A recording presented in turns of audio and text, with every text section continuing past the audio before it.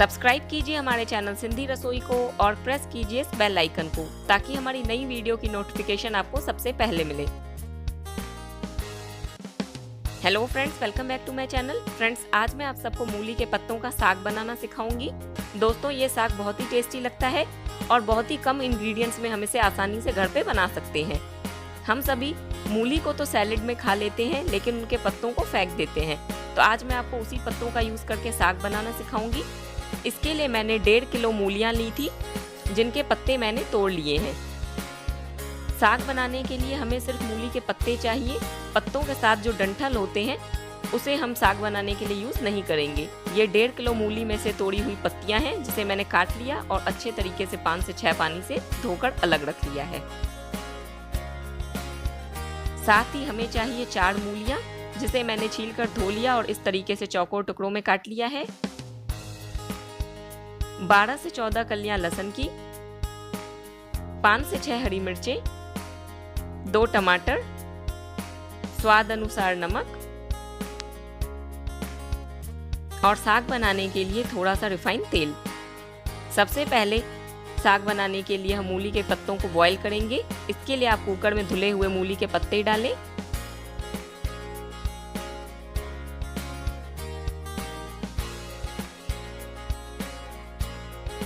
ये देखिए, मैं यहाँ पे कुकर में धुले हुए मूली के पत्ते डाल रही हूँ। अगर हम बात करें पत्तों के मेजरमेंट की, तो ये 250 ग्राम मूली के पत्ते हैं, यानी कि पत्तों का मेजरमेंट 250 ग्राम है। इसी के साथ मैं इसमें 4 चॉप की हुई मूलियां डाल रही हूँ। अब मैं 2 कटोरी पानी डालूंगी। ये देखिए, 1 कटोरी पानी मैंने डाल दिया। अब मैं ये दूसरी कटोरी पानी भी इसमें डाल दूंगी। अब मैं इसमें थोड़ा सा नमक डाल रही हूँ, तकरीबन आधा छोटा चम्मच नमक मैंने डाला है। अब मैं कुकर का ढक्कन बंद करूंगी और कुकर को हमें थोड़ा सा शेक कर लेना है ताकि सभी चीजें अच्छे से मिक्स हो जाए। और अब मैं इसे 6 से 7 सीटियां फुल फ्लेम पे दिलवा दूंगी और उसके बाद 5 मिनट के लिए मैं इसे लो फ्लेम पे रखूंगी ताकि हमारे पत्ते बिल्कुल अच्छे से गल जाएं, क्योंकि मूली के पत्ते थोड़े हार्ड होते हैं, उन्हें गलने में थोड़ा टाइम लगता है।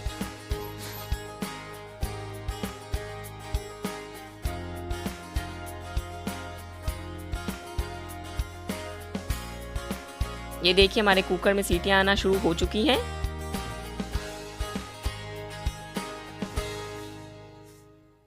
मेरे कुकर में टोटल 7 सीटियां आ चुकी हैं। अब मैंने अपनी फ्लेम को लो किया है। अब 5 मिनट मैं इसे लो फ्लेम पे रहने दूंगी। 5 मिनट हो चुके हैं। अब मैं अपनी फ्लेम को ऑफ कर दूंगी। अब हम उबले हुए साग को छान लेंगे। इसके लिए आप एक बड़े बोल के ऊपर स्ट्रेनर रखें और उसमें तैयार साग को छान लें। मैंने चेक कर लिया है, मेरा साग गल चुका है। मैं आपको बता देती हूँ आप इसे कैसे चेक करेंगे। ये देखिए, जब आप मूलियों को अपने हाथों से तोड़ेंगे तो बिल्कुल आसानी से चूड़ हो जाएंगी, तब आप समझ लेना कि आपका साग गल चुका है। दोस्तों, हम कोई भी साग बनाते हैं तो उसका पानी उसमें यूज करते हैं, लेकिन मूली में कड़वाहट होती है, इसीलिए हम इसका पानी इसके साग में यूज नहीं करेंगे, नहीं तो हमारे साग में भी कड़वाहट आ जाएगी। इसीलिए हम इस पानी को फेंक देंगे। चलिए, मैं इस पानी को फेंक देती हूँ और कुछ देर के लिए साग को इसी तरीके से स्ट्रेनर में छोड़ूंगी ताकि इसमें जो भी एक्स्ट्रा वाटर है वो भी निकल जाए। जब तक हमारे साग का पानी निकलता है, तब तक मैं लहसुन और टमाटर को बिल्कुल बारीक कर लूंगी।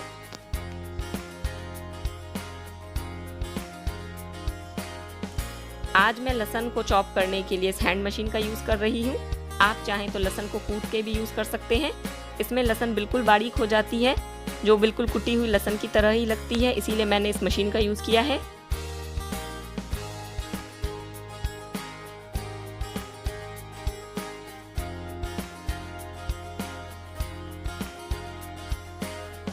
आप देख सकते हैं मेरी लहसुन बिल्कुल अच्छे से चॉप हो गई है। अब मैं इसमें टमाटर डालूंगी। यहाँ पे मैंने 1 टमाटर में से 4 स्लाइसेस बना लिए। इसी तरीके से मैंने इसमें दोनों टमाटर डाले हैं और इसे भी इसी तरीके से बिल्कुल बारीक कर लूँगी। आप चाहें तो टमाटर को कद्दूकस करके भी यूज कर सकते हैं या बिल्कुल बारीक काट के भी यूज कर सकते हैं। अब मैं कढ़ाई में 3 बड़े चम्मच तेल डाल रही हूँ और इसे अच्छे से गर्म होने दूंगी।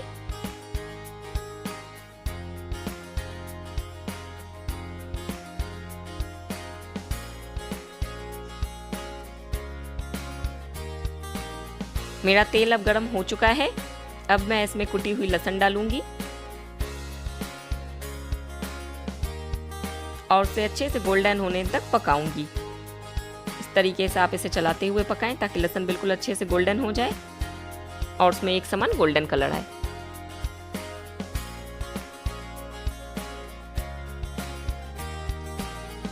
ये देखिए मेरी लहसुन बिल्कुल अच्छे से गोल्डन हो चुकी है। अब मैं इसमें टमाटर डालूंगी। जैसा कि मैंने बताया, आप टमाटर को कद्दूकस करके भी यूज कर सकते हैं या उसे बारीक काट के भी, लेकिन टमाटर की प्यूरी ना बनाएं, नहीं तो आपके साग का टेस्ट बिगड़ जाएगा। अब हम इसे अच्छे से मिला लेंगे।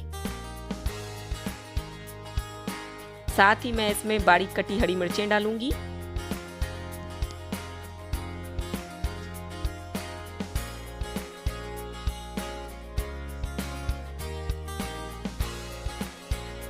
अब मैं इसमें थोड़ा सा नमक डालूंगी।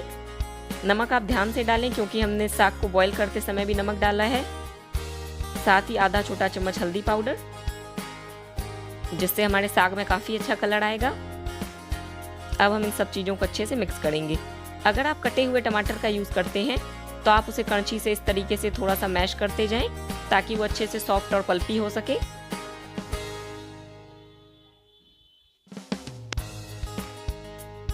क्योंकि हमें टमाटर को बिल्कुल अच्छे से मैश करना होता है, इसीलिए आप उसे इस तरीके से कड़छी से चलाते हुए मैश करें।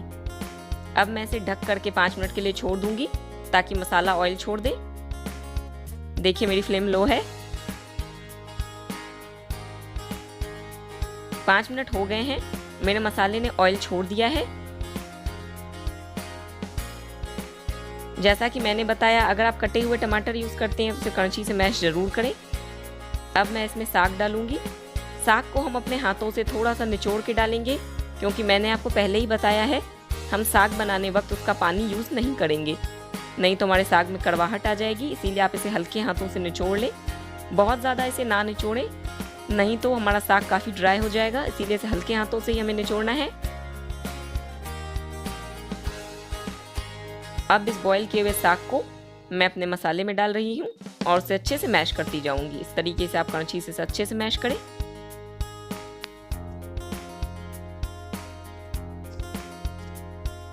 हमें ज़रूरत होगी तो हम फ्रेश पानी इसमें थोड़ा सा डालेंगे, 2 से 3 चम्मच, लेकिन ये साग का प्रिजर्व पानी हम इसमें नहीं यूज करेंगे।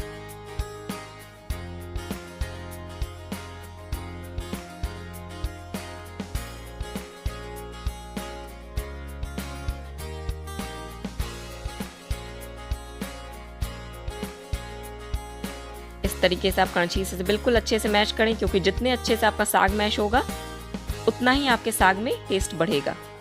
मुझे साग थोड़ा सा ड्राई लग रहा है, इसीलिए मैं इसमें 2 चम्मच पानी डाल रही हूँ। ज़्यादा पानी हमें नहीं डालना है, सिर्फ मैंने यहाँ पे 2 बड़े चम्मच पानी डाला है और इसे फिर से अच्छे से मैश करूँगी। पानी मैंने इसलिए डाला है ताकि हमें साग को मैश करने में आसानी हो, क्योंकि अगर हमारा साग काफ़ी ड्राई होगा तो मैश होने में टाइम लगाएगा।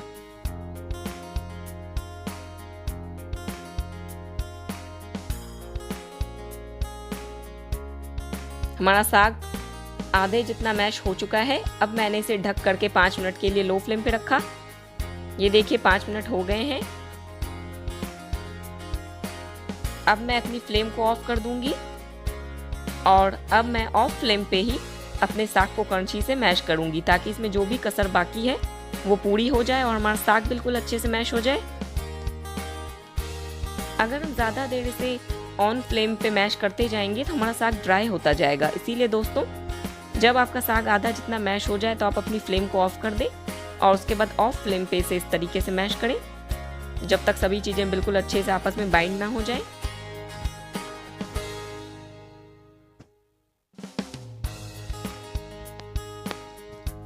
आपने देखा होगा पहले हमारे साग में मूलियां अलग सी पता चल रही थी, अब इसमें कुछ भी अलग सा पता नहीं चल रहा है। क्योंकि हमने इसे काफ़ी अच्छे तरीके से मैश किया है। अब मैं इसे 1 से 2 मिनट के लिए और अच्छे से मैश करूंगी।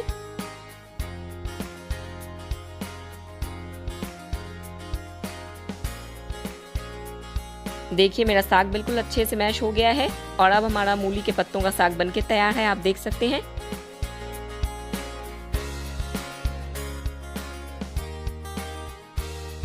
ये देखिए मैंने तैयार साग को सर्विंग बोल में निकाला है। दोस्तों आपको हमारी रेसिपी कैसी लगी मुझे कमेंट सेक्शन में लिख के ज़रूर बताएं। अगर वीडियो पसंद आई हो तो चैनल को सब्सक्राइब करें, वीडियो को लाइक करें। आगे और भी अच्छी रेसिपीज देखने के लिए stay connected with us. Till then goodbye and thanks for watching my videos.